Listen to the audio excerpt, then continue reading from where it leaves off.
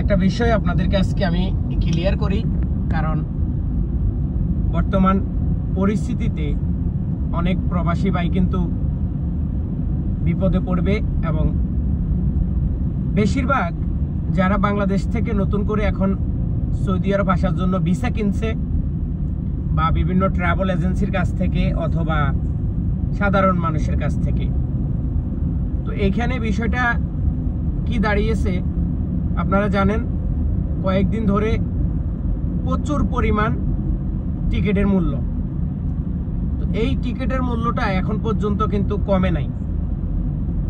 এখন আমরা যারা বিদেশে আছি তারা কিন্তু এখনো 1,60,000, 70,000 বা 80,000, 90,000 টাকা দিয়ে কিন্তু আপ ডাউন টিকিট আমরা সৌদি আরব থেকে বাংলাদেশে যাইতে পারবো, আবার আসতে পারবো।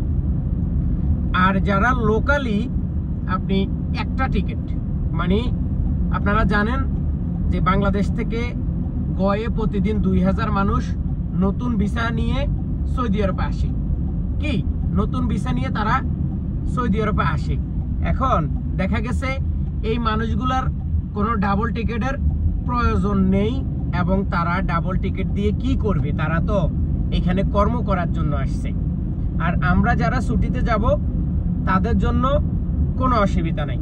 হ্যাঁ, যদিও টিকিটের মূল্যটা এখন অনেক বেশি, সেজন্য আমরা কি করব?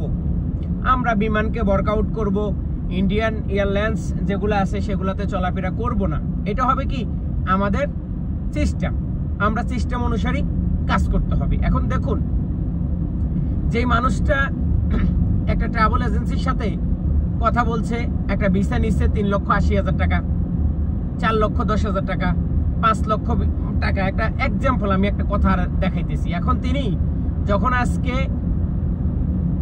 তার ফ্লাইট, অফিসে গেছে টিকিটের জন্য, অফিসে গেছে সবকিছু বুঝিয়ে নেওয়ার জন্য, তখন ট্রাভেল এজেন্সি হঠাৎ করে একটা চাপ দিয়ে দিল যে আপনি যদি 20,000 টাকা না দেন, আপনি যদি 50,000 টাকা না দেন, আপনি যদি 30,000 টাকা বেশি না দেন, তাহলে আজকে রাত্রে ফ্লাইটে আপনি যাইতে পারবেন না।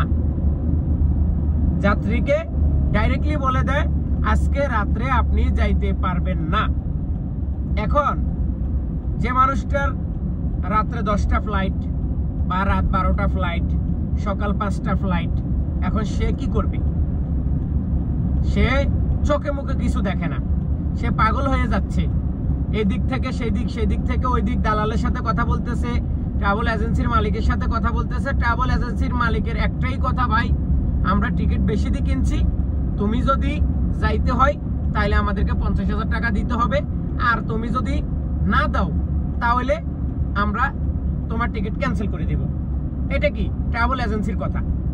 আর যেই দালালের কাছ থেকে আপনি টিকিট নিছেন, ওর কথা হচ্ছে ভাই আমার সাথে আপনার সাথে যখন কথা ছিল তখন টিকিটের মূল্য কম ছিল, আর ওরা আমাকে বলে নাই, ওরা এখন বলছে এখন আমি ভাই করতে দেব, আমি তো মনে করেন 10,000 টাকা লাভ করছি, আমি তো 20,000 টাকা লাভ করছি, আমি তো টিকিট মনে করেন টিকিটে কোনো আমার কথা না, আমার ভিসার কথা, আমি ভিসা দিছি ভাই, আমারে আপনারা দোষারোপ করিয়েন না, আমার কোনো দোষ না। আসলে এই দোষটা কিন্তু যিনি ভিসা বিক্রি করছে বা যিনি এই যে আপনার কাছে ভিসাটা দিছে বা যিনি আপনার সাথে কথা বলছে, এই লোকটার আসলেই কোনো দোষ নাই।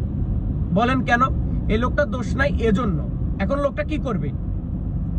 হঠাৎ করে বাংলাদেশের বিমানের টিকিট এইভাবে বেড়ে যাবে বা বাড়তি হবে, এটা কিন্তু কেউ কল্পনা করে নাই, কেউ কল্পনা করে নাই। এই কল্পনা না করার কারণে এখন টিকিটের ঊর্ধ্বগতি। এখন আমরা কি করব? আমরা যারা ভিসা ব্যবসা করি বা আমরা যারা ভিসা দিই, আমরা যারা ভিসা নিয়ে কাজ করি, আমরা কি করব? আমাদের কিছু করার নাই।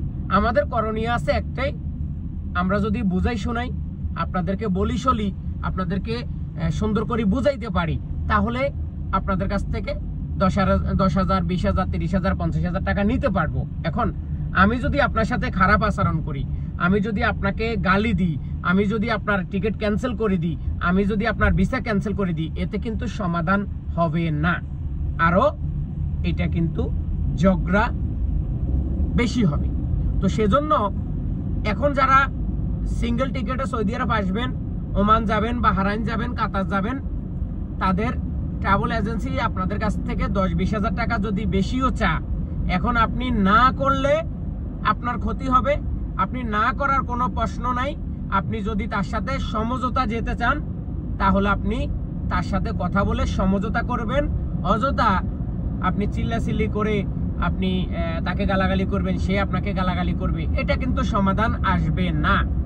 তো আমি আজকে কথাগুলো বলার একটাই কারণ, আপনারা জানেন আমি মোটামুটি আলহামদুলিল্লাহ টিকিট এবং মেন পাওয়ার এবং সৌদি আরবে আমার এলাকা ভিত্তিক বা চট্টগ্রাম বিভিন্ন ডিস্ট্রিক্ট থেকে আমার ফেসবুকে আমার সাথে অনেক মানুষ যোগাযোগ করে যে ভাইয়া আমার একটা ভিসা লাগবে।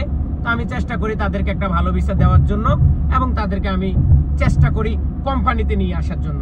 তো কোম্পানিতে নিয়ে আসলে তো আমাকে এই ভিসাগুলা বাংলাদেশের যে কোনো একটা ট্রাভেল এজেন্সির কাছে পাঠাইতে হয়, তাই না?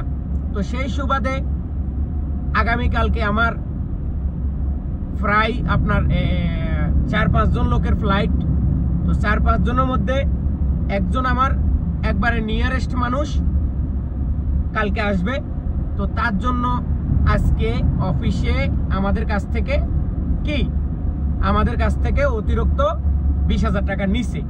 তো তারা নেওয়ার যুক্তি হচ্ছে একটাই যে ভাই টিকিটের দাম বাড়তি, আমরা কি করব। তো সেই সুবাদে আমি আজকে আপনাদেরকে এই কথাটা বললাম যে যারা দেখা গেছে এখন ফ্লাইট হবে, যাদের ফ্লাইট হওয়ার ডেট আছে বা যাদের টিকিট অলরেডি হাতে আসছে কিন্তু ট্রাভেল এজেন্সি এখনো বুঝাই দেয় নাই, তখন ট্রাভেল এজেন্সি আপনাকে এই কথাগুলো বলতে পারে এবং আপনার কাছে এরকম একটা অর্থ মানে এরকম একটা টাকা তারা দাবি করতে পারে, আপনি কিন্তু না দিয়ে পারবেন না। কারণ যেখানে 40-50 হাজার টাকা একটা টিকিটের মূল্য, সেই টিকিটের মূল্য এখন 1,20,000, 1.5 লক্ষ, 2 লক্ষ টাকা। এখন অনেকেই বলবেন ভাই আমাকে তো লোকাল টিকিটে দিছে। ভাই লোকাল টিকিটের মূল্য এখন আরো বেশি। আপনাকে লোকাল দিছে, গ্রুপে দিছে, এটা দিছে, সেটা দিছে।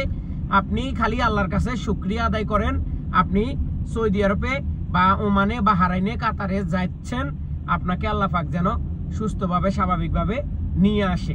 তো আজকের মতো বিদায় নিচ্ছি, আবারও ইনশাল্লাহ কথা হবে কোনো বিষয় নিয়ে পরবর্তী আলোচনায়।